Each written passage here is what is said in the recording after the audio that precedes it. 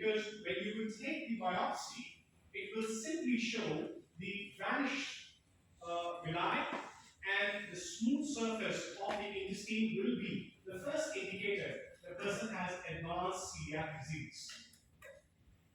But the confirmation test comes from the genetic tests, genetic evaluation. The presence of or the absence of HLA-QD. Okay, now this one, these two. Let me tell you one thing. These genes, these two ones, they are a special kind of MHC. MHC, major histocompatibility complex. They are special kind of major histocompatibility complex. Means this gene is responsible for the production of a special kind of MHC, which is responsible for presenting that gliadin to APC. Means if this gene is not there, your body is not able to produce the MHC which will present, which serves as a plater, right? Because APC will present, T cell will detect it, and the whole process will start. So these specific genes are responsible for the production of protein. Which protein? The specific MHC protein which presents gliadin to the babies. Someone has that. Now, so who should be screened? For people, the immediate or mother or father, if they have it, then the immediate relatives are advised to look into it. Then the person who have a previous history of autoimmune disease, or specifically Down syndrome people, or the patients with the type 1 diabetes are at a higher risk.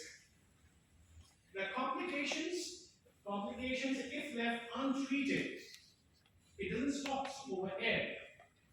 One thing, I'm sorry, I left, and that was this part. Neurological symptoms. The person who has a celiac disease goes through the wide range of neurological disorders. For example, lack of muscle coordination means the person is unable to drive. Okay? And then ADHD, hypertension. Do you guys know what is ADHD is? Attention deficit hyperactivity disease, right? Person is unable, and that is mainly because of the malnutrition, right? The nervous system works on the signaling, and those signaling works on release of electrolytes, right? For example, sodium, potassium, magnesium. When this goes haywire, this develops into neurological disorders.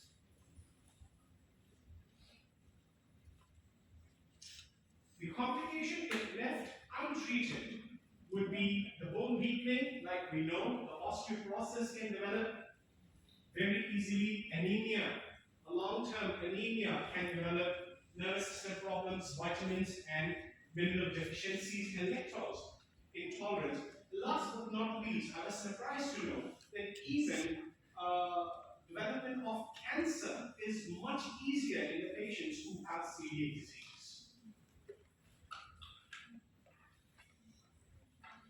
However, when that, there is no treatment for this disease. No treatment, only precaution. You have to avoid the gluten and adapt to the gluten-free diet. That could be gluten-free diet could be meat, fish, certain vegetables, oils, particularly gluten-free oats. You can take. Means your dietary plan should be completely changed if a person has been diagnosed with such. Last but not least, if you develop all these things, within a few days, the patient should experience relief from the symptoms. In 3 to 6 months period, small intestine may be completely, and up to 2 years, the adult diagnosed. For the adults diagnosed of an older age means the person will be free from all, and the lines will come back, and the absorption will be normal. Any question?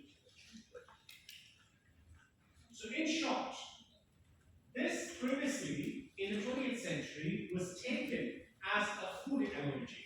Like it is not, because your immune system has made an exaggerated response and now is targeting your own muscles, particularly of your intestine.